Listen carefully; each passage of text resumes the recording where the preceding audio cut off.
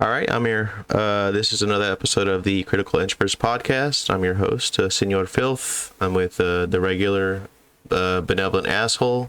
We have Beezinktoys, TM Hands, and today we have a special guest by the name of Trevor Brown. You want to quickly introduce Hello. yourself? Hello, my name is Trevor Brown, and if anybody else on this panel wants to go to war with me on account of the fact that I am in fact an extrovert on the Critical Introverts podcast, they are free to do so. My one condition for duels is guns and duels too quickly, so you'll have to bring a sword, a spear. You know, you can have you can even dual wield swords, dual wield spears if you want, but no shields and no armor because that's cheating. I'm totally okay with that.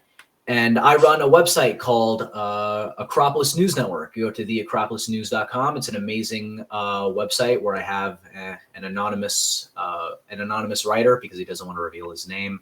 And then I have me, and my podcast is on there. And sometimes I write cool, neat little things about things I read. I'm about to do an entire series on critical race theory. Just completed part 1. The rest of the parts, though, the other 6 or 7, I don't know how long it's going to be. It's going to be behind a paywall because, well, you know, Yeah. the site has to make money. Yeah. So I only have like 5, like maybe 6 posts that are behind a paywall. Yeah. And I'm just like, all right, I need to just start putting more on those instead. Yeah. So I'm just like, oh man, people are going to enjoy this so much, and then it's like, oh man, people enjoyed that a lot. No one's subscribing, you know. That's what's happening. Yeah. I guess let's just get into your news website. It's called theacropolisnews.com.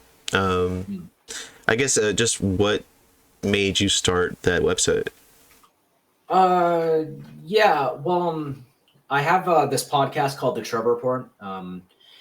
On Odyssey, Rumble, and Minds. And basically, I'm on BitChute too, but I don't advertise BitChute because the comments section makes me want to vomit. I've been called every single slur on BitChute, and by every single slur, I mean all of them, all of them. The N word Not too? not not Or, not just yeah. No, I've been called an N-word Jew okay. by one of them. Yeah, I don't even know. I don't understand, and I don't want to investigate because, oh my god, that's gonna be, you know. But yeah. But I started the website because I wanted to. It's a part of like a series of improvements to the content creation basically. Mm-hmm. And so I just sort of got the idea of like, what if I had like a central hub for all my content on one space. Mm-hmm. And then it came to, okay, but like may as well start writing articles too. It's like, oh man, I should probably start monetizing it. Mm-hmm. You know, too. So like I was doing all these things to the website, and then I was like, hang on, why am I still on locals if I have my own thing that people can subscribe to that won't take 20% of my money? Mm-hmm. Basically, it's just like, all right, cool. And then I'm like, oh, cool. I could add a Bitcoin. People can pay me in Bitcoin. Oh, there's more than one cryptocurrency. Yeah. People can pay for the subscriptions in 7 cryptos, and and like after a year of continuous improvements over and over and over again, it's sort of spiraled into something that I can be proud of. But I'll keep improving it anyway. Yeah. You were on locals for a bit? I was, but I just it's sort of the same problem with Patreon and Subscribestar, and I think at the end of the day, for content creators, it's better to just have your own thing where Mm-hmm. you host your own things, and then people pay you to have access to your thing. Basically, Yeah. it's just a better system. Mm. So Yeah, it's kind of cool. Like, I'm noticing, like, with all this podcast explosion, like it's driving up like this kind of entrepreneurial ship with a lot of people, oh yeah. and it's really cool to see. We'll definitely be talking about entrepreneurship later when it comes to these platforms too. Yeah, yeah. So it's kind of it's nice. It's like if you imagine like the explosion of any new music, like punk rock or something like that, it sort of explodes and everyone kind of feels like they can kind of do it themselves. And I see a similar, like kind of a parallel between that and like podcasts. Like people are just sort of kind of just saying, fuck it, I'm just going to do my own thing. And it's the same energy. Yeah. It's the same energy. I don't want to be told what to do. I don't want to be told what to think. Let me put on my, what did you guys have back in your day? Walkmans. Yeah. Put my Walkmans on, and I'll listen to the Green Day or whatever. Yeah. Same energy. Yeah, it's really cool. It's really exciting. I guess, was there a specific like a moment or events or something like that that made you just decide to just start creating your own content? Well, yeah, it was the 2020 election, and I saw the rapid militarization of, I don't want to say society. I saw the rapid militarization of my generation. I saw, because I've always kind of been into politics. Like, it's always been like in the back of my mind. Yeah. And it's always been a part of me. It was important for me that my parent, and by parents I say grandparents, because my mom and dad are divorced and my dad's not that kind of person. Long story. Anyway, so it was always important to me. But what happened was in 2020, and it's the same thing with 2018.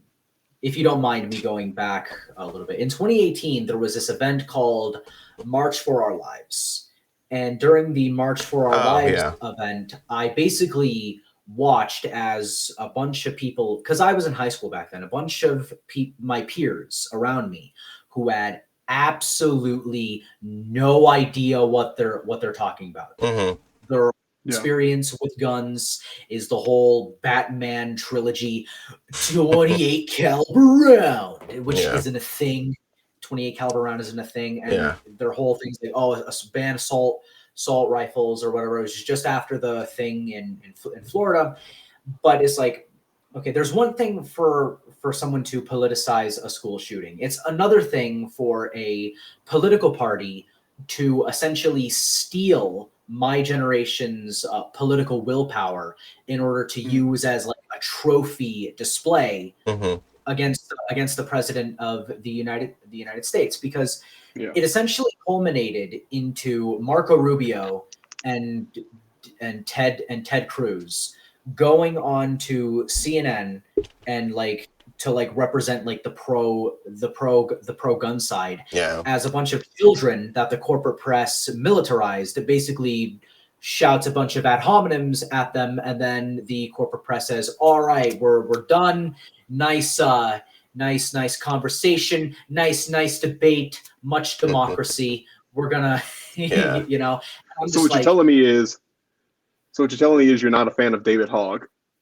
No, absolutely not. I will gladly debate him on literally everything, and I will gladly win. He's a moron. He's an idiot. Yeah, he's gotten he's a fool. Yeah, he's grown insane too.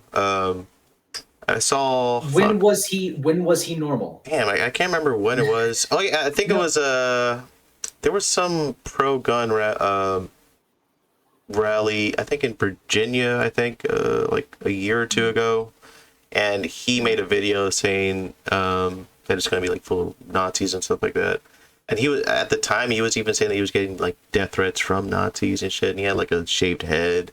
Well, from the left's perspective, and by the left I mean what is it? Because the Republican Party, constitutional republicanism, it is a liberal philosophy, and by liberal I mean it's a part of the Enlightenment. Everyone that we call the left in the United States, they're socialists. They're continuing the Rousseauian tradition, the social contract, to try to go and create the end of history and year zero everything. It's why they call themselves progressive, because at the end of the day, if we're for progress then anyone who disagrees with us must therefore be anti-progress, and we need to progress, otherwise people are going to die. My political opponents are killing me. That's what that is. They do not view, because they're a part of the end of history tradition, they don't view you as legitimate. And that's why David Hogg calls his political opposition Nazis, because, well, as we found out in 2017, it's okay to punch a Nazi. Yeah. Would you say, do you think, because I would say, like, I'm kind of like a 90s style liberal, but is that just flat out a conservative now, or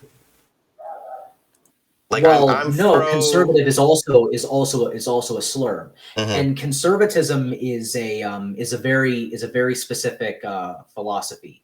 What we call conservatism is as a philosophy. It is taken from Locke and Burke. Locke is where the sort of classical liberals in the Enlightenment tradition can sort of come with conservatives. But Burke, in particular, he is a monarchist. What's that? King, queen, prince. Okay. Yeah. Right.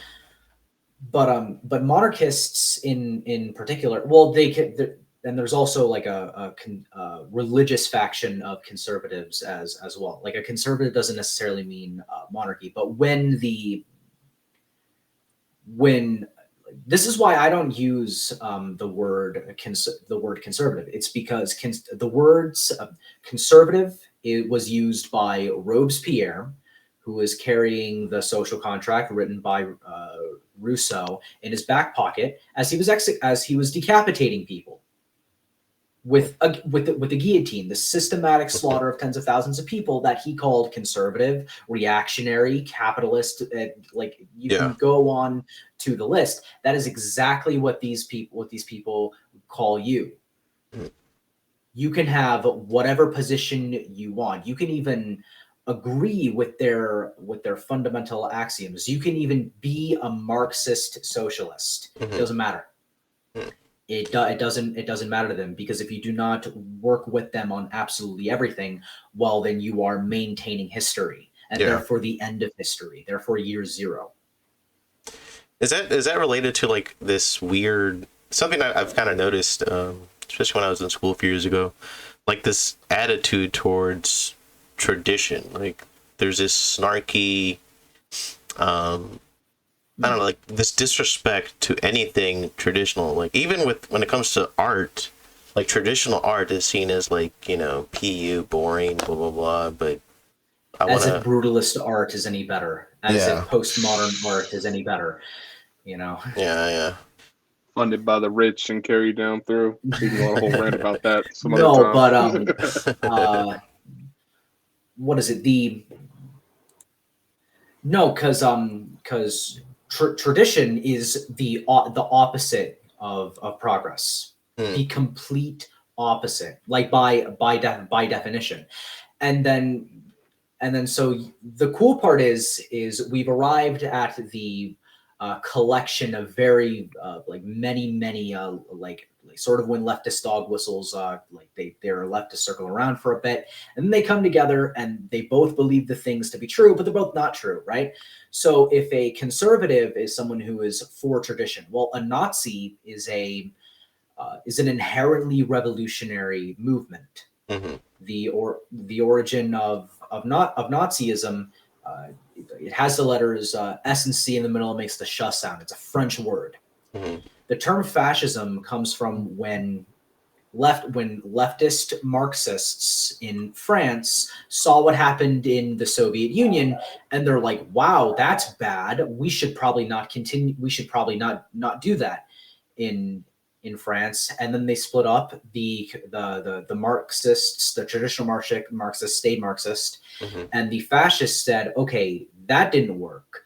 But what if we made the state proletariat, as in you make the you turn the government into a revolutionary force instead of an institution in the classical liberal view, the Lockean view of protecting one's natural rights. You make the state proletariat, and then this way anyone who interacts with the state then ends up becoming a part of the state, which is proletariat. That is fascism.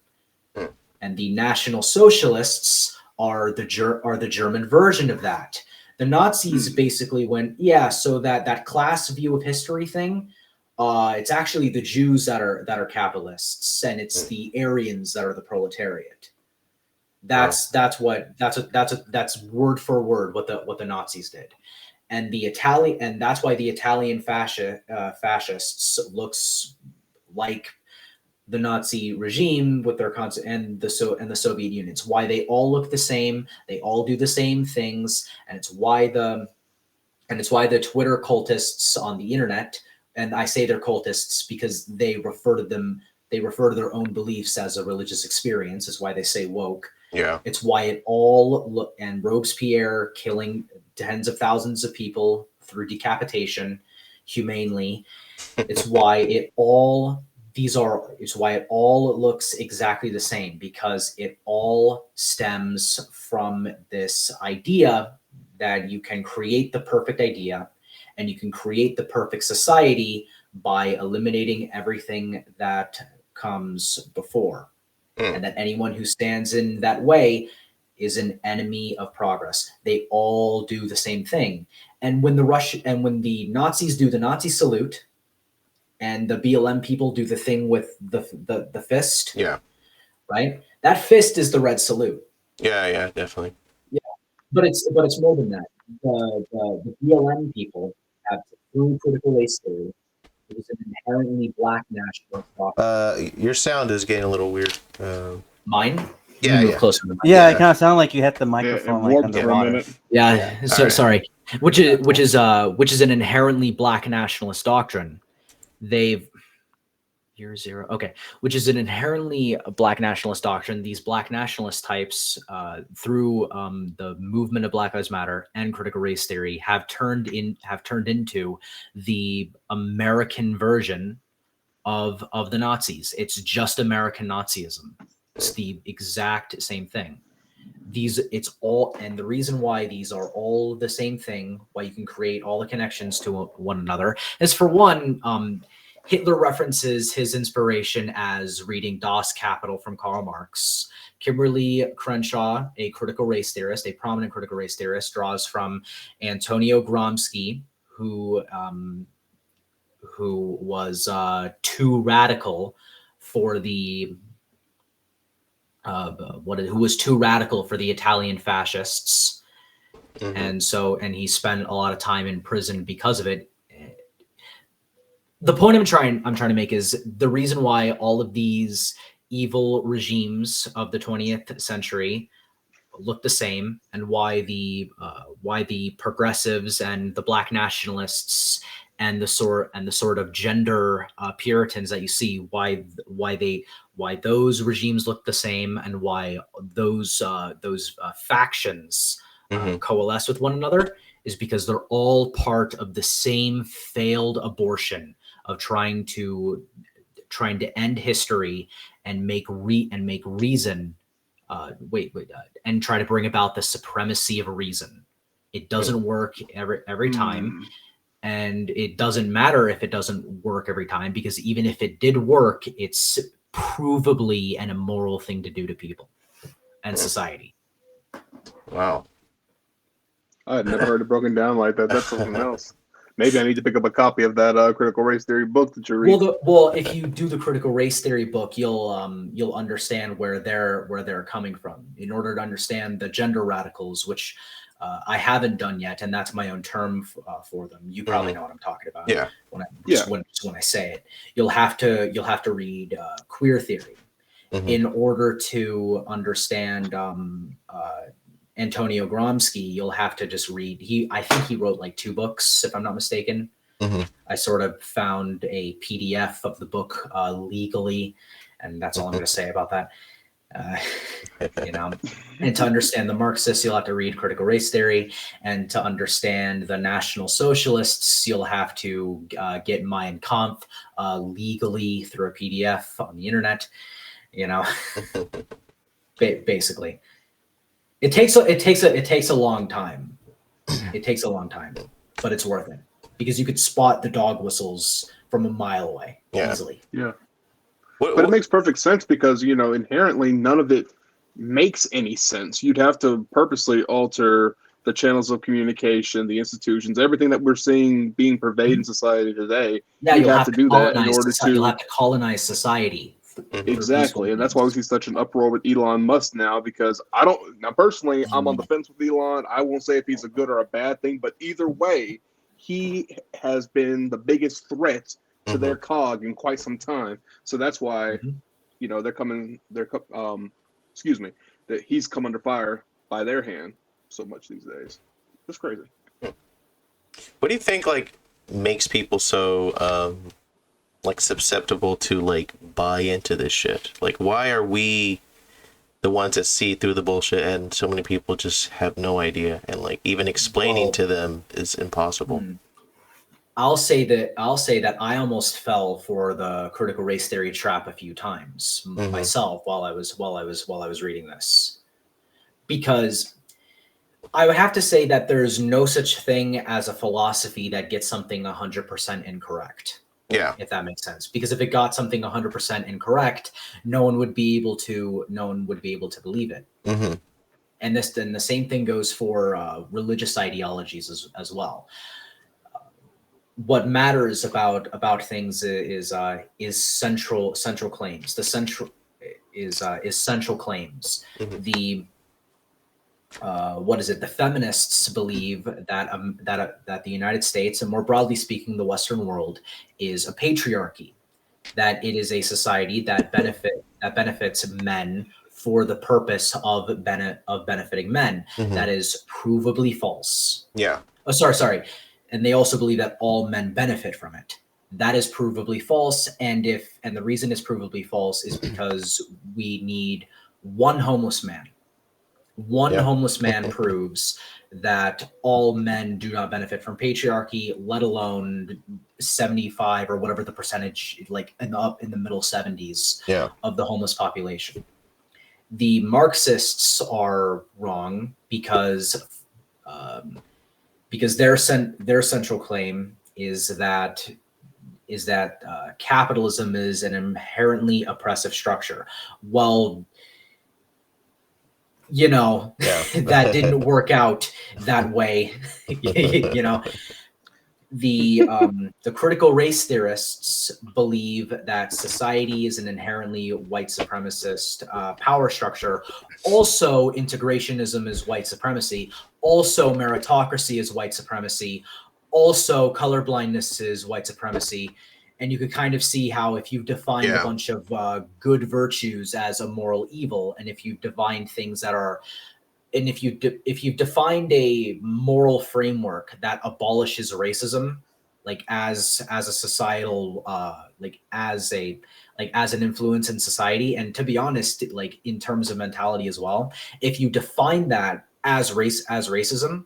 And then you say we're the true elimination of racism with our racial consciousness that's just like the Nazis, but with an inverted color frame. Trevor, what's up? Can I ask you a question? So Sure. At any point in your life, did you think you had white privilege, and why? When I first heard the term white privilege, I was in the 11th grade. And it was when my Spanish teacher, and this is already after my Spanish teacher at the time told me and the entire class that he was going to retire next year with a cushy school board job. Yeah. That all of his children have gone to Ivy League university, and that he is not just bilingual but polylingual. And that he is fluent in English because he was talking to me, Spanish because he was teaching it, and Italian. And that he even told me that if he wanted to, he can learn French in a month or whatever, and he can do this with any of the Latin based languages. And he was also the same person who gave a 15-minute sermon before each and every class about how oppressed he is because he is a Mexican man in America, that he's so fearful of the oppression his daughters will experience, who are in Ivy League university. Yeah. You know, who presumably are also at the very least bilingual. You know, Yeah. so that kind of thing. And he would also like, and then when I would challenge him on it, he would say, "Oh, that's just my white privilege." And then that was my first experience with that evil racist dog whistle. What year was that? Roughly. Probably 2019. And this is throughout the 2018 2019 school year, which was when I was in the 11th grade. So, were you in high school when Trump was elected? Yes, I was in the 10th grade, and it was glorious because I remember telling everyone, look, Trump is going to win, and he is going to win because you people cannot fathom a scenario where he will win. Mm-hmm. Yeah, because I went to school in college. I was in college when he won, and it was just a weird. I'm so sorry for you. Yeah, it was. At least I had the benefit of half the people not knowing what I was talking about. And I was an art major, which made it even more annoying. I'm surprised you didn't duct tape your lips. I mean, it was hard, but kind of funny just seeing everyone just like expose how stupid they are. You know what I mean? Mm-hmm. But I've never talked to anyone who went through that like in high school. Like, how was that like switch in high school? No, I would say it was the exact same thing that you experienced, but to a lesser degree. Mm-hmm. Because, you know, I may be surrounded by a bunch of people with raging hormones, but they don't know how to throw a punch yet. Or throw a milkshake, which was apparently popular back then. So, were there like SJW high schoolers? Because oh god, yes, there was a gay straight alliance. Quick. There was a gay straight alliance in my college. Uh-huh. There were people accusing me of cis heteronormativity and white privilege and all of this evil nonsense. And I would just ask him. I would just ask them, because there was a plurality of them. What do you mean? And they would say, "Oh, you have white skin, white privilege. What are you talking about?" Mm-hmm. You know. And then they would say, "Oh, it's not my job to educate you." And it's like, okay, you can't even spell educate because you're a moron, but whatever. Yeah. You know. But the thing is, I've always been a very confrontational person. And I'll admit, it was really fun for me. But then I saw the people that I would have fun with and make fun of. I saw the sort of. I'll just refer to them as the same person because they, you know, it's a homogenous, it's a very homogenous structure. But I just sort of saw like that person sort of take control of everything. Mm-hmm. And I was just like, oh, okay, well, I need to take them a little bit more seriously. And then I read the things they actually believed, and I'm like, oh my god. So even back, oh my god. So even in high school, they were like reading that nonsense. No, they weren't reading it. They were believing it. The internet was with like channels like College Humor and like Vox. Yeah. The YouTube channel was very popular back then. The internet was what is it? The Facebook algorithm too. Like was very towards like the sort of cops one-sided exist to oppress black people, and a bunch of lies and a bunch of things like that. And so it's like it's no wonder, because and I think, look, I will blame the boomers for everything, because everything is the boomers' fault. I'm kidding. Wrong. But they sort of obfuscated the responsibility to give intellectual and moral virtue lessons exclusively to the school, so that they can work. Yeah.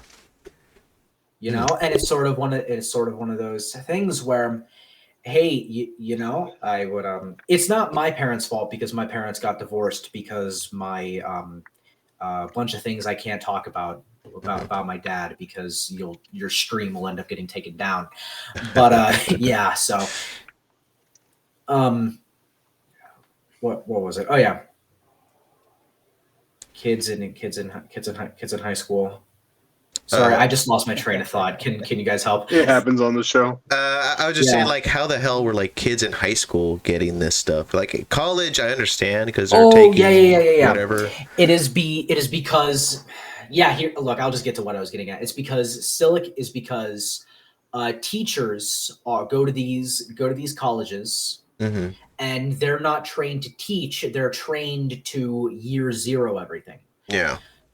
And the Silicon Valley platforms, they don't reward intellectually engaging content. They used to. They used to. Like, don't get me wrong. You had your sort of like 15-minute, 10-minute quick video essays from back in the day. You had those videos in 2014 where you had the drawn avatar in the corner.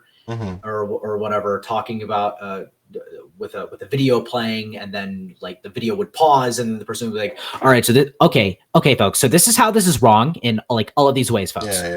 So the thing is, when you raise the minimum wage, it's got to raise the rent. When you raise the rent, you have to build affordable housing. When you build affordable housing, you have to tax people to build the affordable housing, and that's my Ben Shapiro impersonation, folks. But anyway, so what happened?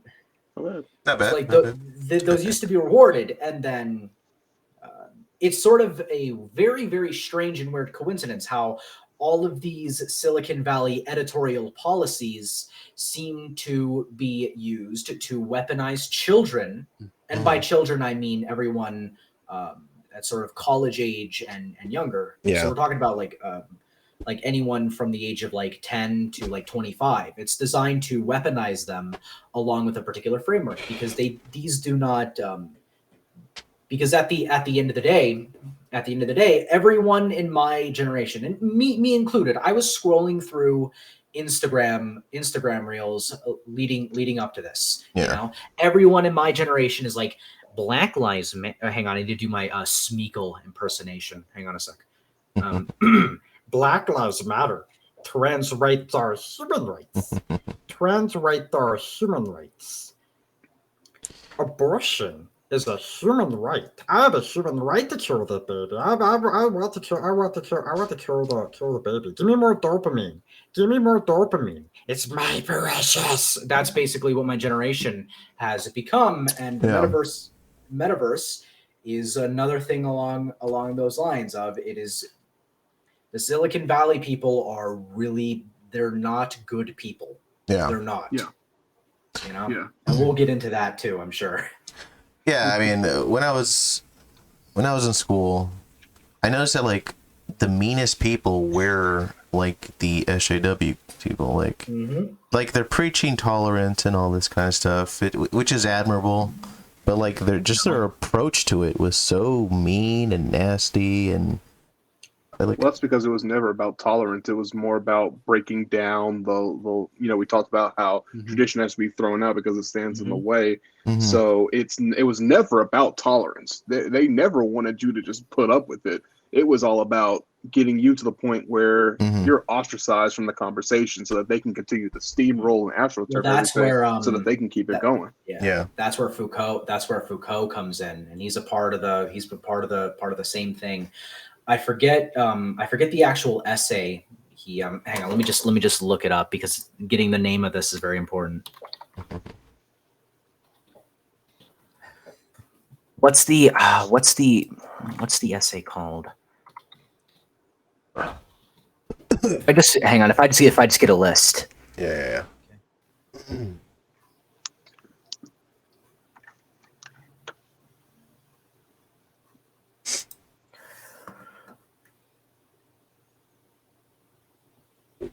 I guess like the recurring theme is that Marxism both doesn't create, they only destroy. So it's like both socially and... No, you can talk to Marxists. They'll flat out say, I want to destroy. There was a Twitter thread in 2021 where basically someone with a decent amount of following, decent amount of followers on Twitter was basically like, hey, if you're on the left, tell me what your reason is for being left. And it's just, the comments are just flooded with, I want to dismantle this. I want to abolish this. I want to do this, do this, do this. The entire theme of all of it is, I want to destroy. Mhm. That's all it is. Yeah. I want to get rid of something that people value. I want to dismantle something that people cherish. Well, it's like really I want short-sighted. to burn something that people care about. That's Mhm. all It's it like is. so short-sighted because like once they destroy everything, like who takes over? Yeah. Government. Well, then you'll have the end of history. You'll have fully automated luxury communism. You'll have their goal is to just fill material needs because they can only think in terms of material goods and power. Material girl. Yeah. Sorry, my wife's addicted to TikTok. Some of the sounds get lodged in there and they just don't leave. Yeah. Material Girl is a terrible that's song. Anthem of the ages. well, it is a terrible song. That's true in many such cases. Few will admit this, but it's also like the song like Who Runs the World. These are very. I'll just say they're national feminism almost. Like is what those kinds of songs are. It's about celebrating what the essentially celebrating what dialectical materialists are doing to women. And now we've abolished women. Women can see a woman is someone with broad shoulders, an Adam's apple, a deep baritone voice, and a crotch bulge who can deadlift 400 pounds and can outswim all of the other women because they're not the uber woman. Yeah. You know, if they were really a woman, if they were a real woman, they'd be a biological male. Yeah.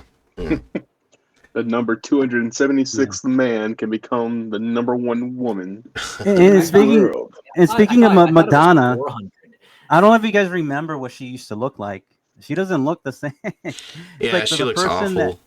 The person that exists now as Madonna or goes by Madonna is not Madonna. It's somebody else. Like My first I can remember experience of Madonna is her taking a bath in milk. Oh yeah, I remember that. Satan. That's my first experience with Madonna. So, Yeah. Y'all got to go back to her Super Bowl performance where No. don't pay attention to her. Pay attention to the background dancers. At one point, one of them goes to the side, detaches its leg, and spins the leg around at the knee, and then locks it back in place and continues to dance like nothing just happened. It's the most Jesus. insane thing I've ever seen. How long ago was that? I don't remember that. what year was that? That was the last time she performed at the Super Bowl. It's been a few years, fuck, but man. I think the clip is on. If you look up Madonna Super Bowl leg spin, I believe it'll come up. Oh god, that sounds. is the most It sounds like demonic- you're making it up. Why do I feel like I need to look that up on a listed I website? promise y'all, Yeah. I'm gonna drop the link to all y'all DMs when it's done. Oh God, no! Yeah. I couldn't stand Madonna up until like in the early 2000s. She tried to like become like into the cabal or something like that. She got like supposedly spiritual, and it was just so. Well, she was praying to Satan 2 years ago on Was she? camera. So I mean, yeah, Okay. Madonna in I the thought she was just milk. always in it. Yeah. She was in the milk. thought She was once you in get up in there, the you milk just always in bathtub it. with the rose petals, praying to Satan. Oh and god. posting her praying to Satan. Yeah, she looks awful, bro. Not only that, she like Some of them like to keep it hidden. The other ones like to wear it on their sleeve. Well, yeah, she's purposefully draining her soul to an extra dimensional entity. Okay, You know, it's like what's interesting is that there's like an extra dimensional demonic entity from the dimension of the Clockwork Elves. I can't do that. You know what's interesting is that it kind of reminds me of a Goosebump episode. I'm not sure if it's like Goosebumps or like one of those type of shows. well, looking at her, But, or like in one of the episodes, there's like this one girl with vanity, and she's like in high school, and she has like a cell phone, and in the cell phone, like it's like a application where like every time she takes a picture, like she uses like a filter, and it also changes her appearance in real life. So initially, it kind of like she does it, and it kind of starts off slow, where okay, she looks a little bit better just by using the filter, and it also affects the way she looks like in real life. So then people are kind of like initially giving her compliments and like, "Oh wow, you look so good," and then she gets to a point where she finally gets like the guy that she's like in love with, like to go out with her. But then she keeps taking photos with the filters like over and over, and like her face starts changing, and like it has like the lip. What's that thing called? Like the lip thing. The and duck lips or something. The duck lips, Yeah. and then Injections. eventually she starts looking like Joan Rivers. Yeah, even though she's like a teenager, Oh, and then like no. everybody looks at her, I and don't it's know like, who that is, but that sounds gross. but it's Yeah. almost like they tell you what they're doing. It's kind of like they're extracting the soul of people. So I think that's essentially what they do in Hollywood. Yeah, I don't get. Well, it's still in the vanity, you know. Yeah, I don't get the facial reconstruction plastic surgery. It's the weirdest looking thing. I'm fine with you body say that, stuff. You're not, but you're not 60, Yeah, that's true. basically. Yeah.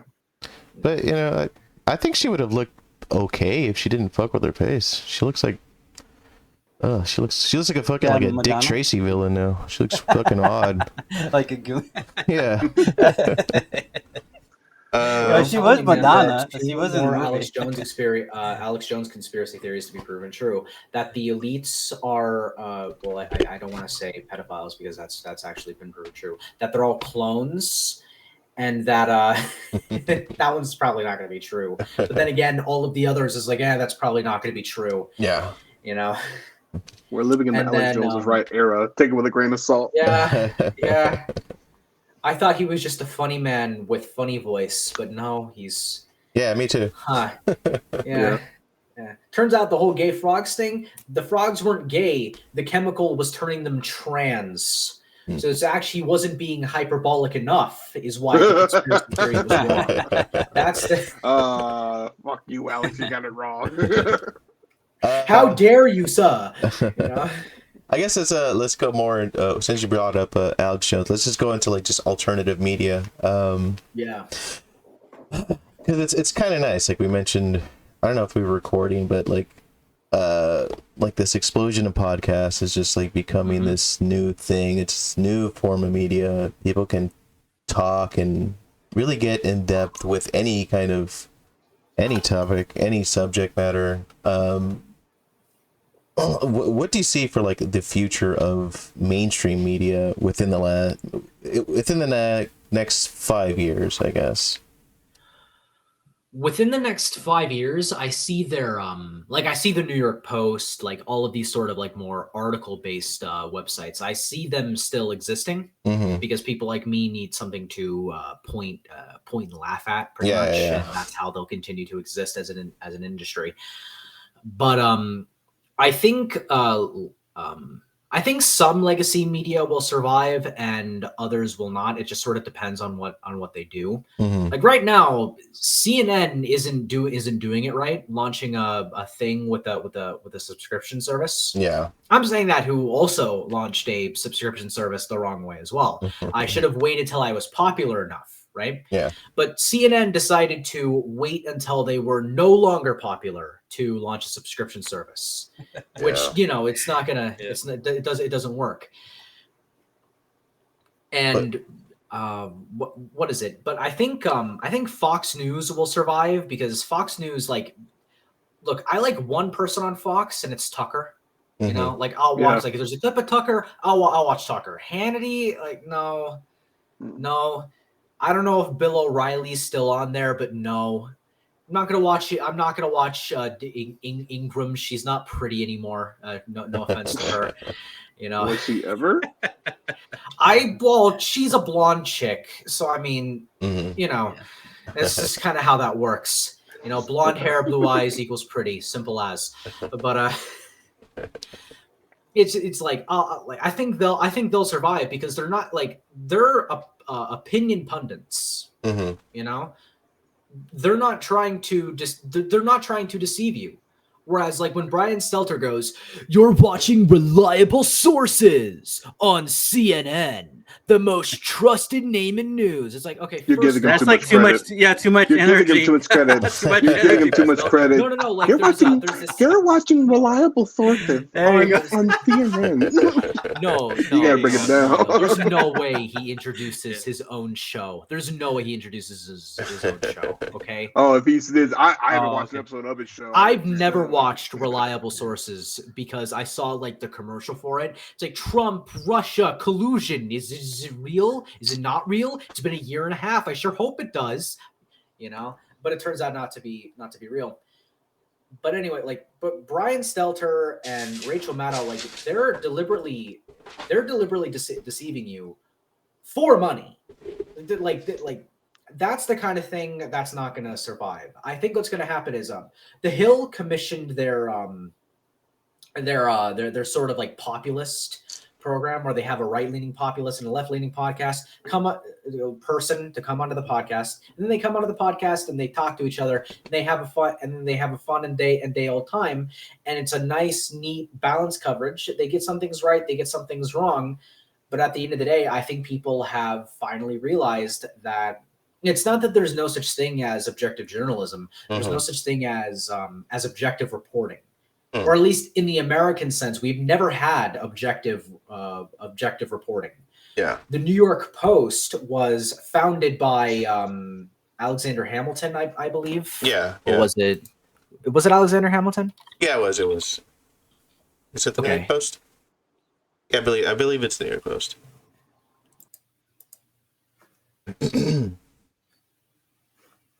Alexander Hamilton. Yeah. But sorry, I'm just so used to doing that on the program, like looking something up. Yeah, no, don't feel bad. I mean, it's okay. You're probably taking so much information that you don't just get it immediately.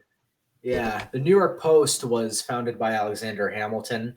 I think there was another there were some newspapers back in the day that like called themselves the Democrat this, back in the day, the Republican this. So it's just news is turning to what it was supposed to be in the United States, where you have some opinion, you don't have other opinions, but I think it's going to end up being better because at the end of the day, there are a few sources that I trust, and it's video and photographic. Yeah. And there's also, if you want to look at alternative media, I think what's going to happen is particularly with people like Andy No, who are specialists at reporting a particular terrorist group, let's say, or Glenn Greenwald, who do a particular type of journalism. Glenn Greenwald does anti-corruption journalism.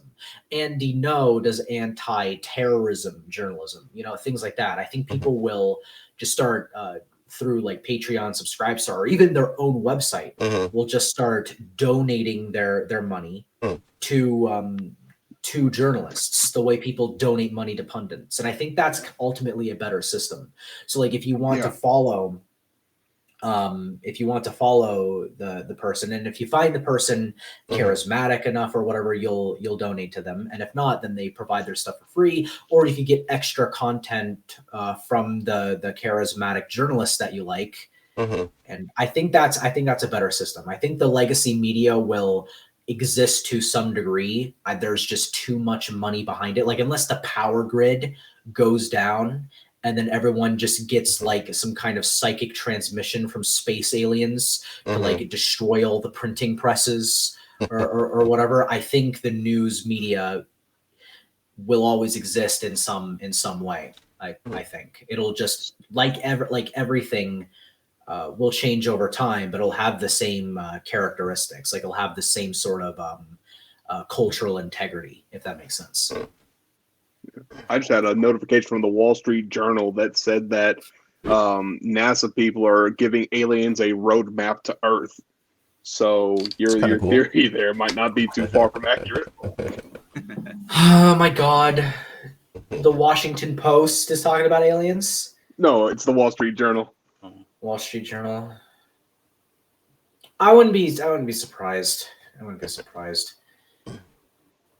I just thought it was funny that you brought up the aliens, and I just got that notification. I was like, wow, they really are. I sent that psychic transmission because I am one of the lizard people.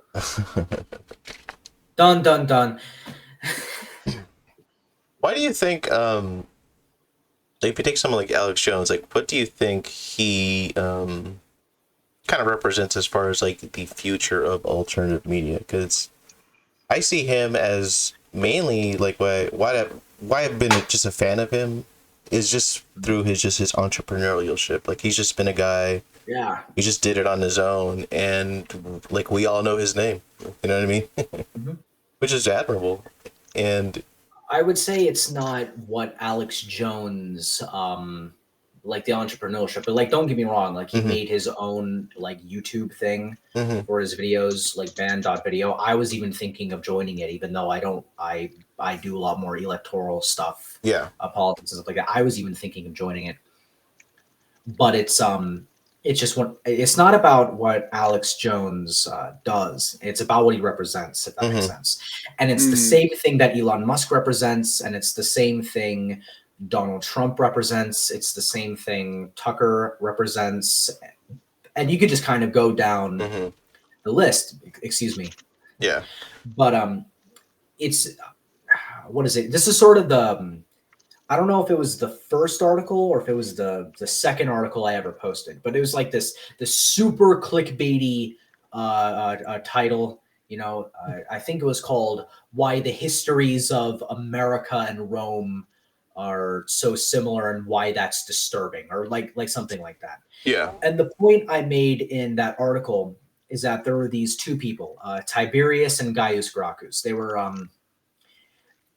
They were Roman senators, I think. Like, one of them was the father, one of them was the son. I don't remember. I did the research like a year ago. I don't remember. But they were basically the whoever the father was. He sort of like brought in some reforms because even though he was a Roman senator, which is like saying. Like, imagine like saying like if someone were to say the elite in today, like you would think Hollywood, establishment Democrats, establishment Republicans. You would think three-letter agencies like FBI, CIA, NSA, etc. That's effectively what the Roman Senate was. It wasn't the same thing, but they had that sort of power. They had that sort of wealth. And then there was Tiberius or Gaius Gracchus, whoever the father was. He started bringing reforms. And obviously the rest of the senators didn't like that. The rest of the senators were like, no, this is Roman society. This is how we do things. And I'll just say Tiberius, even though I'm probably wrong. Tiberius was like, no. And then he just sort of ignored what they did and just did it anyway because it was the right thing to do. Because even though he was a part of the Roman Senate and a part of this elite culture, being rich, he ultimately did not identify with the Roman Senate. And that's exactly what Donald Trump is. And Tiberius's son, Gaius Gracchus, effectively did the same thing. I probably got that reversed because that's just my luck. But like Tucker, Trump, Elon Musk, Alex Jones, they're the same thing, but they're sort of a more they're more of a grok-eye class. Because America doesn't really do anything in moderation, which is why Black nationalism and gender radicalism are out of control, because we don't do anything in moderation. So we've taken the socialist year zero thing and have just incorporated it to literally everything in all places at all times, because they're American leftists, which means they don't do anything in moderation.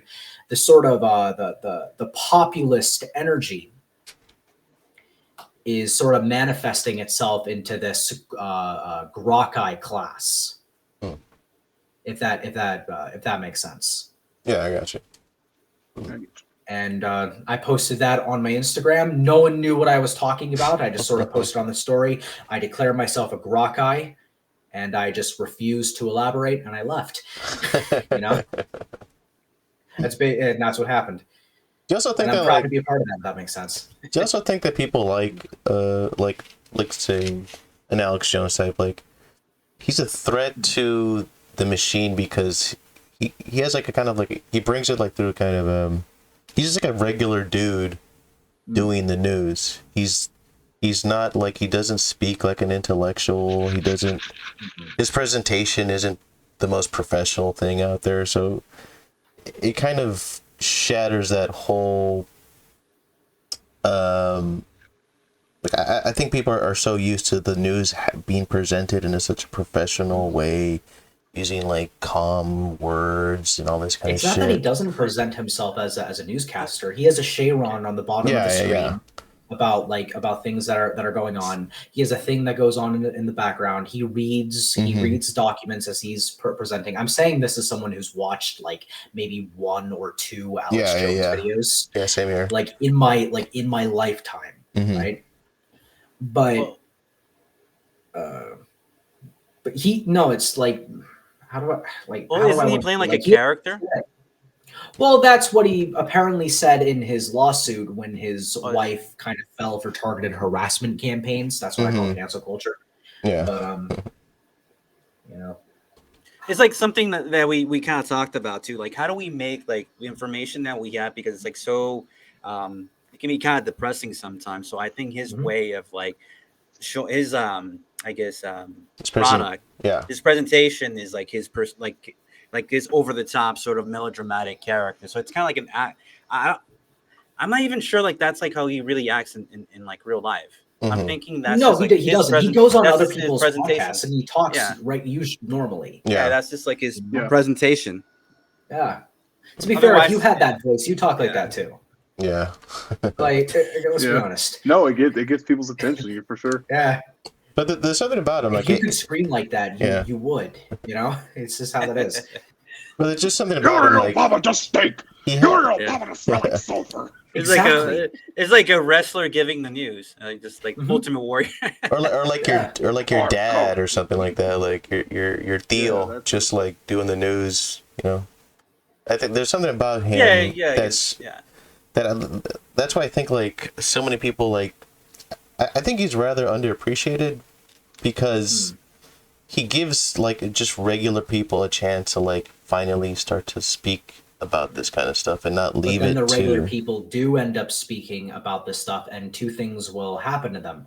They'll be banned from the public square. That's one of the things that can happen.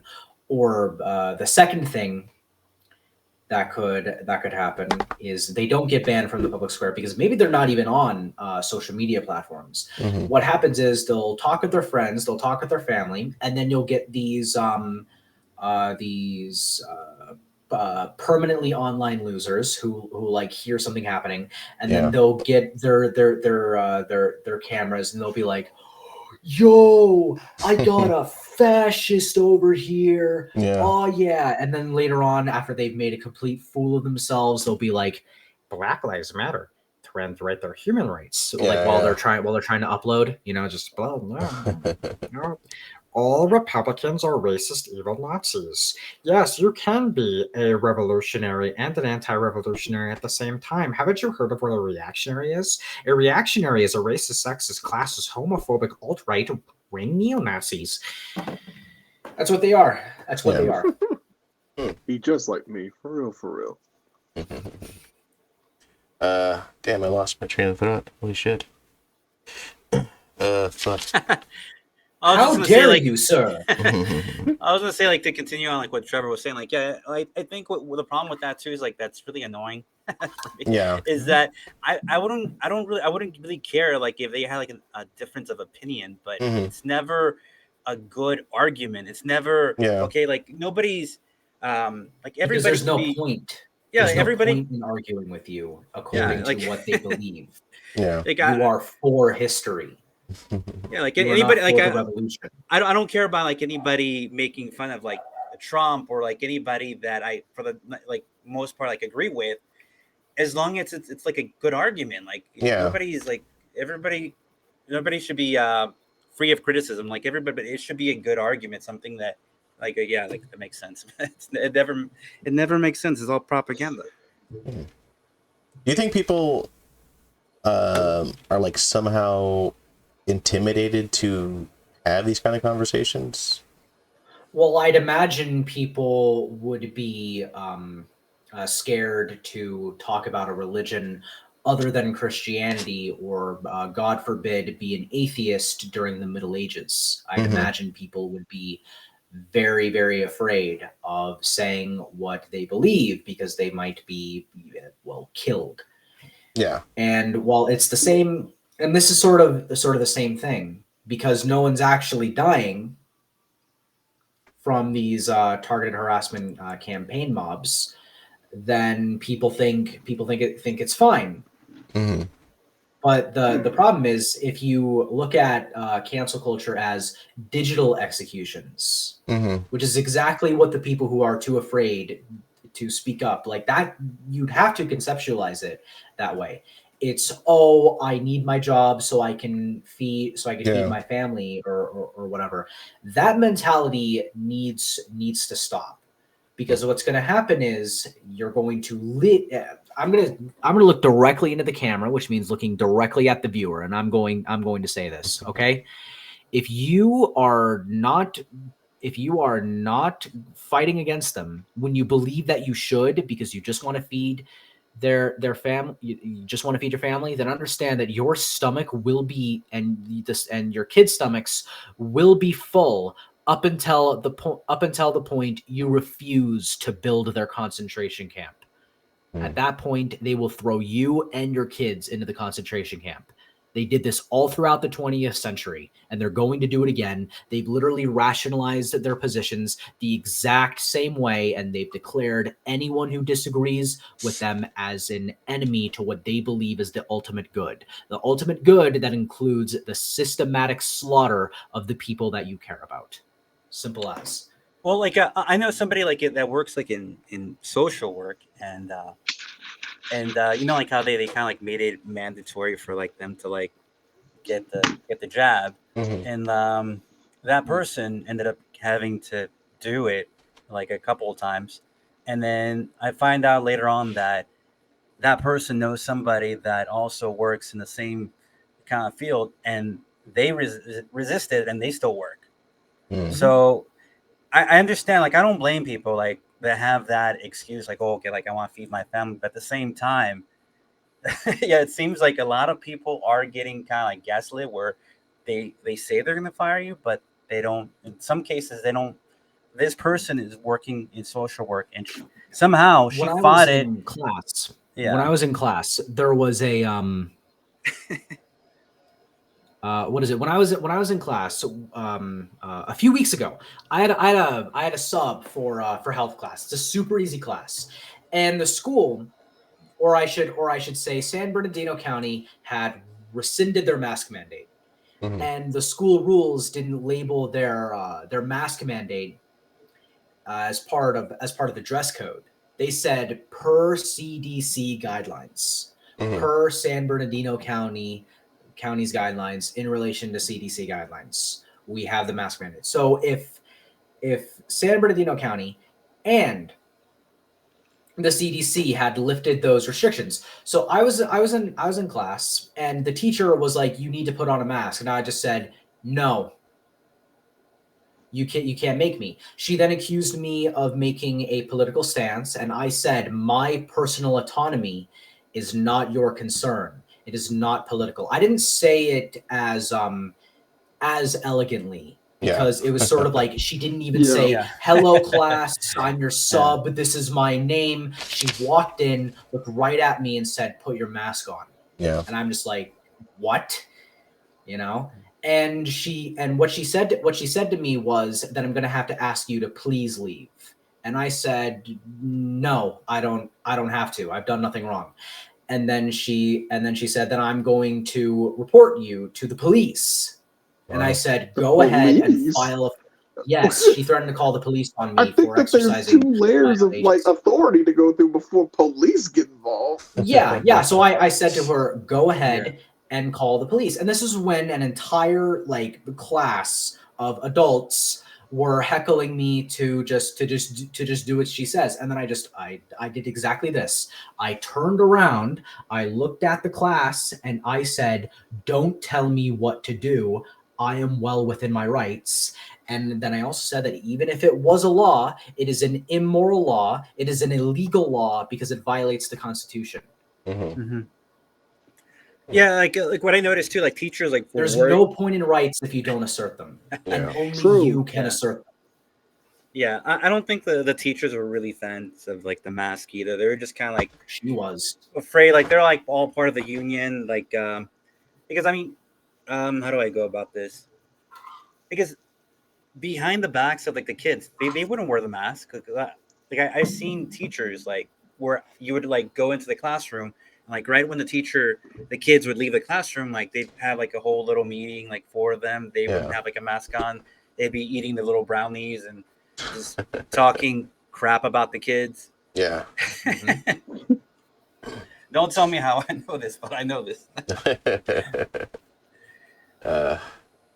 Do you think like I think they do kind of like the protection that they get from the mask, even though it's some of them do, but yeah, like imaginary. I noticed, like when it was my like classmate more in the same health class said that she knows it doesn't protect her against COVID. She just feels safe wearing it. Yeah, because like kids, and then she feels safer when other people wear it. Yeah, it's so not weird. the teacher. This is a classmate that's next to me. Yeah, because like now that we don't have to wear like the mask, like the kids, like most of the kids are still wearing them, but like the teachers are just like, hey, what's going on? Like, it's like yeah, because they were stupid. They were told to do so. Yeah. People like that. The mask thing is kind of like the trans thing. You are more than in your right to practice in your delusion, but you cannot compel me to go along with it. You're on your own. Yeah. You're a reactionary. That's transphobic. You have an irrational fear, and your irrational fear is preventing you from taking part in their. Yeah. This is what they'll say to you. That's the answer. You're transphobic. Yeah, I've had like people yell at me for not wearing a mask back when it was like supposedly like mandated. It's like I just got out the hospital. Yeah. I'm like, you're not wearing a mask. Like they can barely like breathe. They're like gender is a social construct. That's why I chop my balls off and wear a dress. Yeah, I was in a Walmart line, and like I was just chilling, no mask, and like some lady next to me just like she kept like looking at me like giving the stink eye, and then she just turned and just like said like, "Will you please put on your mask?" And I was just like, well, how dare you, a woman, not wear a burqa? Yeah. I think Don't you know that's not prudent? That's not very ladylike of you to not wear a burqa. Yes. And they would really say, weird. and they think it's inhumane to not wear a mask. It's inhumane to not follow through with the social contract. Yeah. If you disagree with the general will, you're categorically wrong. Yeah. Read that book because like you to a science like that's... the one that I just referenced. That's The Social Contract by Rousseau. Okay. Yeah, because I'm more than happy with just dunking on them, but like the way you put it is eloquent. I like that. I think I've had because I live in California. So what happened was my government essentially closed down all the things that a teenager does. So I have essentially dedicated the entire quarantine into looking into what these people believe. Mm-hmm. The entirety of it. I think that's how a lot of people took to this quarantine. Like they just decided, like, I'm just gonna research whatever I can because I can't really do much. Because I'm a cat. No, I played a lot of video games too. Like I've maxed out everything except for the weapons on Cold War Zombies. I've maxed out literally everything. Yeah. You know? Yeah. Like I played a lot of video games too, you know? Yeah, I'm starting to I've only started to get back into video games within the last 5 years or so. I was able to get a PlayStation like from a friend. Mm-hmm. He literally bought it just to play Red Dead Redemption, the second one. Mm-hmm. And then it came out on PC, so he's like, "Dang, I have this PlayStation. for no reason.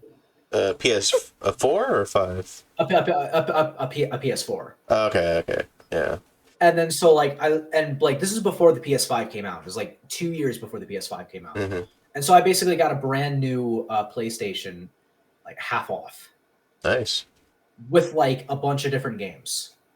That's pretty And then tight. I proceeded to not play any of those games because I wanted to play zombies, you know. But So you mainly play like shooters, or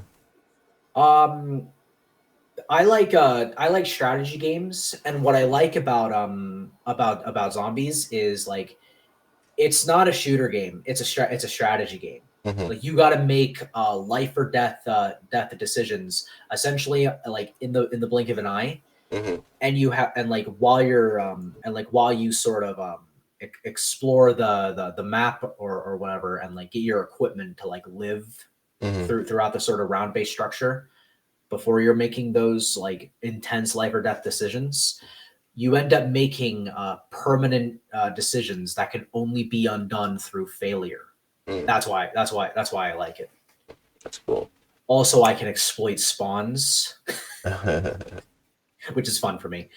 Yeah, I think of like a lot of the new medium right now. I think video games is the only one that Survive, is yeah. offering something pretty interesting. Because Well, it's offering not just meta ethics, but different meta ethics, like on the fly. yeah. Well, you still see a lot of Offering like warrior.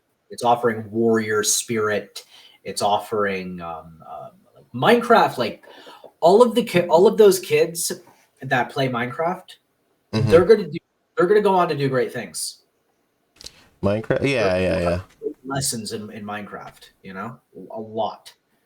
Yeah, and it's really cool, like the whole video games thing, because plus there's this whole thing of like with this debate of like making games too hard and making them too like inaccessible. It's kind of weird, but How about however the game developers decide to make the game is however they decide to make the game. Shut up. Yeah, it's a cool thing. I guess it's kind of end it with just the importance of just creating your own kind of platform or content nowadays. Because you did that. I mean, I suspect a lot of it has to just do with just censorship. Well, it's decentralizing my social media presence so that an outside influence cannot deprive me from equal access to the public square, which I, as an American, have a fundamental right to, because I, as an American, participate in civil society, which means I have a right to reap the benefits of civil society. So when these the people who engage in targeted harassment campaign mobs say like essentially attack you to the point where you either delete your access to the public square, or you either or they leverage not leverage, they levy the institutions that they control in order to take that aspect of the public square from you. What they are doing is they're taking away your access, your equal access to society on grounds of ideology. Okay. And that's why I did that. I spent this entire time growing this podcast, making sure I have. It's not that I'm decentralizing my social media presence. Like I have a YouTube channel for the Acropolis news stuff. I haven't used it at all. Yeah. You know, I will never make a Twitter account. It doesn't matter what Elon Musk does. It's the culture and environment that the people of Twitter have helped like both the people who work there and use it have facilitated. I will never use it. Yeah. I have an Instagram for fun, and then I'm using non-Silicon Valley tech stuff only. You know, I call them liberty platforms because they do the same thing. You have a platform, but you have liberty. Like which ones are specifically you talking about?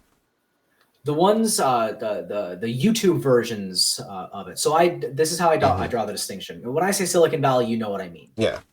When I say liberty platforms, this is the other version of it. right? Like the YouTube equivalent of Liberty platforms, I would say, is Odyssey and Rumble. Mm-hmm. The Twitter versions of it, I would say, are Getter. Gab is more of a Facebook alternative. Okay. And Minds is a hybrid of YouTube and a Facebook alternative with a crypto market layered on top of it, which is kind of cool, basically. And that's why I draw that distinction, because when you call it alternative platforms, that implies a sense of legitimacy. And I even kind of got on Justice's case a little bit. And by getting on his case a little bit, I basically did what I'm saying right now. It's like, no, that implies that Silicon Valley is a legitimate institution. But it is because of the evil things that they do, having editorial policies but claiming Section 230 protections. It is the the fact that they facilitate a culture of targeted harassment that is on the level of Robespierre. Like, in terms of dissent, it is the fact that they continue to do all of this anyway, and they know that they're doing this, but they continue to do it anyway. Yeah. While claiming impartiality, right? A society with liberty, a society with a civil society, would not do this. Right? So that's why Liberty platforms.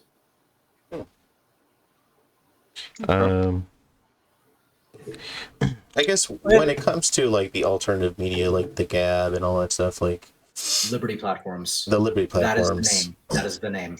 Liberty platforms. I think like one drawback with them, I think people exclusively use them for political reasons, when I think that's going to sort of like make that's how it started. Yeah. Twitter got popular because of Occupy Wall Street. All of these social media platforms, they start off political and they start off with a particular political bend. But it takes time. Odyssey, I would say, is the best one. It is the most neutral. Because it does a lot of innovations. First off, if you have an Odyssey account and you like make content or whatever, monetization is available to everyone. They have a blockchain-based token market that works internally through Odyssey. Yeah, it's technically Liberty, and Odyssey is like maps on top of the Liberty network to make it sort of a more user-friendly space for like content creators and content consumers. But so it's not completely decentralized the way Liberty is, you know. And it also filters like porn and stuff out, right? You know, things like that. The Liberty stuff is completely decentralized, but Odyssey like isn't. Odyssey is what YouTube should be, you know. But even still, they're not homogenous. Russell Brand has exploded on Rumble, exploded. Yeah. You know, Jimmy Dore hasn't exploded because he only posts his clips on there. But there are plenty of people on the left that have a lot of popularity, and like Rumble is like filled with like Republican boomers that know how to use the internet. Basically, that's Rumble's key demo is boomers that know how to use the internet. Yeah, you know. And they're exploding, completely exploding. And every single time Rumble is in the news, every single time it's in the news, it's just like YouTube. The minute there are a couple videos on Rumble that have gotten a couple million views. There's a lot of people that use Rumble. Speak closer to the mic a little bit. Yeah, sure. There are a lot of people who use YouTube. It's Rumble. There are a couple of videos on there that have millions of views already. It'll take me a while to find them because they're probably pretty old, you know. But there's there's plenty of people on, and when I say plenty, I mean like a couple dozen, who have like 1 million plus subscribers on there. Dan Bongino like flat out quit YouTube and joined Rumble, and he's still gaining traction. Yeah, I've seen that. Yeah. So you think over time, like Rumble will just become like a, I don't want to say completely non-political, but it'll just be like you could just find regular videos there. You can find regular videos on. I mean, like there's a bunch of videos popularly known. Yeah. There's a bunch of dogs and cat videos on there. Okay. Like you can see how much these videos have earned. The political stuff doesn't make any money on Rumble. I've made 2 pennies. Yeah. I was gonna say, Trevor, on even like Rumble, you know? like I've noticed that they kind of shadow ban people on there because there's times where like I'll type people in, and you can't find certain channels, and they do tend to prop up certain. I mean, this is. Oh yeah, they definitely tend to prop up certain channels, and it's not even based off of like their views or their likes or anything. I don't know popularity. I'm not, Mm-hmm. Yeah, I'm not popularity sure. on the site, just popularity in general. That's why Russell Brand exploded, of course. But yeah, like there's what is it? It's not as bad as YouTube. But at the end of the day, I recommend people make if they're starting out now, I tell them to make a Rumble account before they make a YouTube account. And the minute you can have your videos auto sync from a Rumble, from an Odyssey, from a BitChute, the minute you can auto sync from one of those to YouTube, or even from Rumble to Odyssey, right? That would save me having to upload the same, because I have to manually upload these because I've chosen to not have a YouTube channel for the podcast. Again, it's not a podcast, but it makes it easier to say. Yeah. You know? And the minute you can do that, YouTube's done. It's just done. That's the only reason people are posting on YouTube now, is because of the convenience that it offers. Also, there's a lot more people that use YouTube, to be fair. Like, let's not deny the popularity of YouTube. You know? Yeah. But also, though, with like just in general, just creating your content, there is the advantage of the fact that like you just offer something different from, you know, what's offered on mainstream media, which is something that I hope more and more people do take advantage of.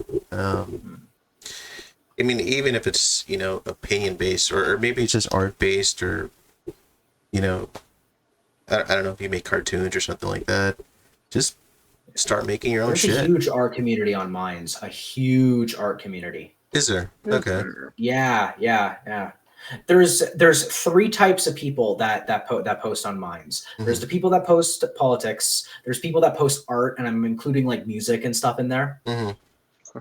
And then there's the like not political people, but like these, and they sort of go hand in hand on Odyssey. With BitChute, it's like it's all conspiracy videos. Yeah, I have noticed that.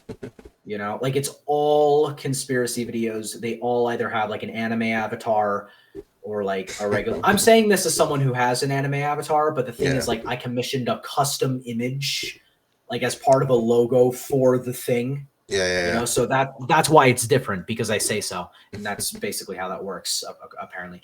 But what was I talking about? Oh yeah. But on Minds, like the inquisitive people and the conspiracy people will go hand in hand. And at the end of the day, I'd rather get into like a chat with one of the conspiracy people on Minds than on BitChute. Because the BitChute people are just, I don't engage with BitChute. I never did, you know, but like occasionally I'll check the lights. I don't check the comments anymore. And the only reason I don't turn off the comments is because that's not how I roll, you know? Yeah.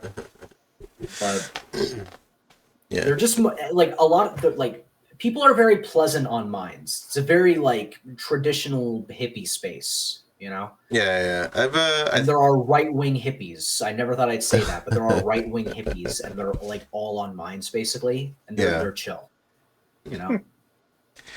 I think I have Minds, but it's like I'm so bad at social media that it's just hard to keep up and continue posting shit. Like it's hard for me.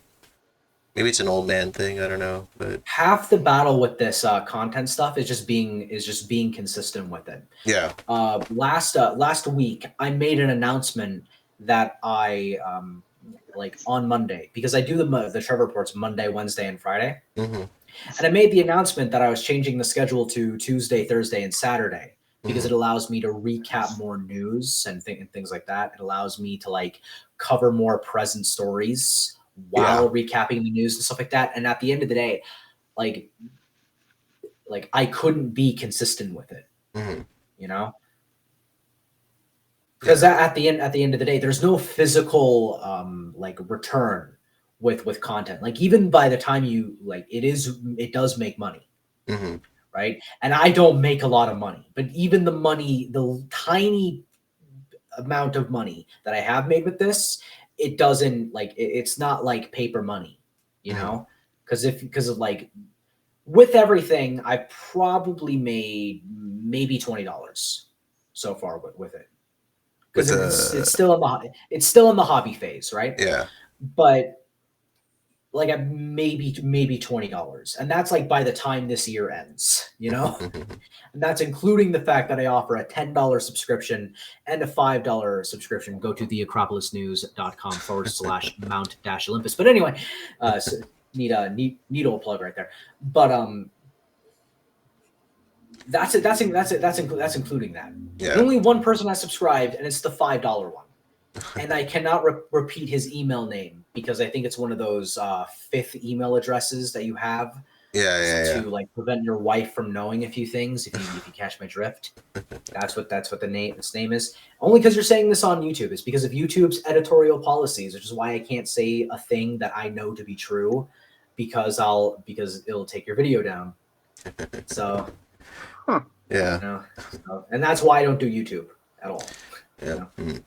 Yeah, I just have YouTube because I think I just already had the account. So once I started you'll be fine. You'll be fine. It's the people like me, the people that like to dig a little deeper and present the dig deep information to people. This video will probably be taken down, not because I violated any editorial policies, not because I've said anything that isn't true, but because I've said things that people are not going to like, and it's going to be taken down because of it. It's like when Donald Trump was on that one show, YouTube show, Nelk. They banned it while it was live. He's like, they're gonna take this video down. You can't have him speak for himself on a live broadcast. That would be a danger to free speech. Someone speaking. The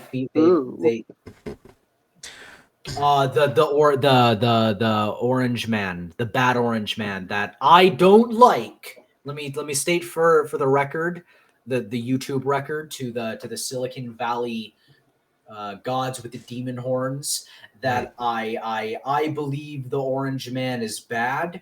I think that the orange man is intrinsically evil because of the color of his skin, being orange. And every time the orange man says something, he is categorically wrong because he has orange skin. There you go. What's funny is that like you would the video is going to make $1 million now. It's going to make $1 billion. It's going to make so much money now because you would think like congratulations, Senor Filth. You would think they would actually let him like talk because the left let him talk because wouldn't that like incriminate him? Like if he talks, I always thought that too. So they can exactly. Finally, he's so dumb. He's so his own platform. Because it's not about it's not about the truth. It's about power. Mm-hmm. Yeah. Let him incriminate himself. Come on, man. Are you guys afraid? Are you guys afraid? No, they are afraid because he's not going to say something that's not going to incriminate himself. He's going to say, "I didn't tell them to go to the Capitol. They were already at the Capitol. I told them to peacefully and patriotically make our voices heard, and that we will be cheering on some politicians and others not so much." Those are his exact words. Yeah. But that's against the what is it? Actually, no. I'm not going to say that. I trust the experts because all the experts agree for no nefarious reason whatsoever. And the reason all of the experts agree for no nefarious reason whatsoever is because they're the experts. And I agree with the experts. Trump is the evil, racist orange man. And I'm saying this as someone who hates Donald Trump on the count of the fact that his skin color makes him wrong on everything because he is orange, and I hate the color orange. Actually, no, I like the color orange. I hate orange skin color because orange skin color bad. Trump bad. Yeah, that's just facts right there. That's just facts. Yeah. You can't argue with that. Yeah. There's no refutation of that whatsoever. Okay. I think we're about that time, so we could probably start wrapping up. Let's see. I mean, we could have gone into more into Twitter and Elon, but we could have. This would have been like 4 hours easy. Yeah. But I guess really quick, if you just have any opinion on the Twitter thing right now. With Elon Musk. Well, it got me some minor backlash. My first dislike on Odyssey in 3 months, I think. But well, you can't Odyssey has a lot of crypto people on it, so you can't say Elon Musk bad. But I said Elon Musk bad.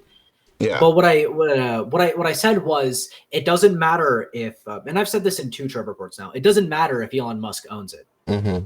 It doesn't matter. At the end of the day, it is the culture of Silicon Valley. It is the environment of which all of these things are held. That is the reason why Silicon Valley, and by extension Twitter, is as terrible as it is. Mm-hmm. It doesn't matter if Elon Musk owns it.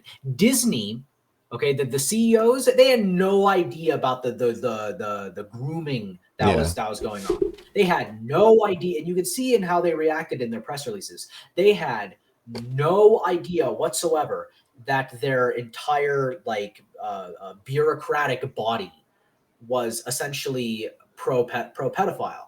They had no idea. Mm-hmm. Because these Disney executives may be rich, they may be in this ivory tower, okay, but these groomers are in this ivory tower, and they're spitting all over this ivory tower, which causes the rumble from the rock, the debris, the debris, because that's how it's spelled apparently, to fall onto the rest of us, apparently. Yeah. It doesn't matter if Elon Musk owns it. For the same reason, it didn't matter that the Disney executives own Disney. It didn't matter. They will go through with this because they don't care. They don't care about propriety or prudence or the sanctity of a child's innocence. They care about bringing an end to history. And that's why Twitter will not change. It's why they're playing dirty games that I think Elon Musk knew. Don't get me wrong, Elon Musk is definitely going to win.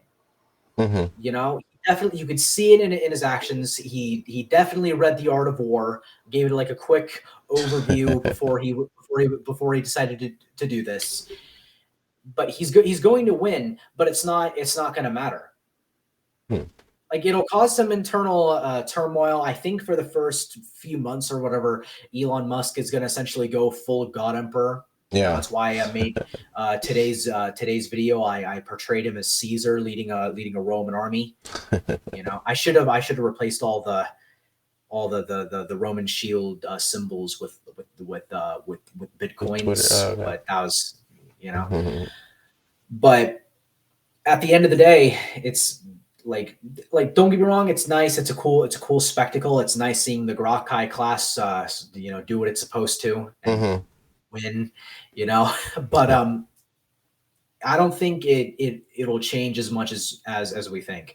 Now, if he stays very diligent with it, for a year, it'll probably make some changes, but I just don't it's so ingrained. You just got to make your own thing now, and you just can't let them colonize the new thing that you make. So you think the what do you call it, the censorship and all that stuff is just going to continue? Yeah, and then people will just leave. People will just leave. That's what'll happen, and they'll join us. Yeah. All right. I guess let's just end it there because we're at that time. All right. I guess Trevor, if you want to just say where anybody can find you? Yeah. Hello, my name is Trevor Brown. I am the editor-in-chief of Acropolis News Network. You could go to theacropolisnews.com, where I have a plethora of amazing and awesome content, including some real estate content from the Andres Segovia, some electoral political content, maybe some cultural content, and some opinion analysis from Beard,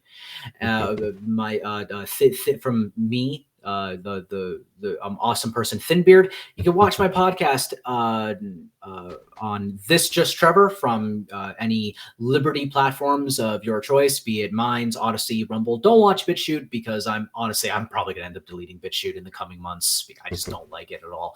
But you could also go to Getter on This Just Trevor, or you could go to the Acropolis News /Trevor Brown. It's my little landing page, which I probably should have just let up with in the first place. Now that I think about it, you can also check that out. You know, that'll work too. And yeah, it's nice being on the thing. I hope we do this more in the future because this was fun. I really hope your friends chime in more. You know. Yeah, it happens sometimes. Maybe if that one lady was here, you know, that'd be cool too. Yeah, there's usually more people, problems, but it changes up. Nah. All right, Benevolent, if you want to add anything at the end, or are you good? Oh, I'm good. Like, I know, like, if I say something, it's gonna keep going. Okay. But I didn't really. I'll explain next time. Like, if you guys want, you guys can check out like the links that I shared. There's just like about like Sec Voorhees, a new thing that he recently launched. It's not like YouTube or BitChute. It's just kind of like it pulls like videos from like the ether from everywhere, but it's like more conservative based. But it's pulling videos from BitChute, Rumble, and all that stuff. And it's interesting. Like the one video with Red Pill News. He talks about more. He explains a little bit better, like what he does with that. Yeah. All right. Cool. That's it. Oh, I see what this is. I probably just. Oh, you can select independent, populists, mainstream, health, and news. That's kind of cool. But it looks like all the it looks like I have to request in order to join, and I probably like give them my RSS feed is what it looks like. Which, you know, I don't know if that is. Join Odyssey. They give you an RSS. I see what you mean. Okay. Yeah. You could like literally just click. It's like, would you like to copy your RSS feed to paste it somewhere else? Yes. You know? All right, I guess we'll just end it there. My name is Senor Filth. Thank you for Trevor Brown for being on. Benevolent Asshole again. Bees and TM, I think, just signed out, which happens, but whatever. Okay, all right, thanks for watching. It's another episode. See you. Bye.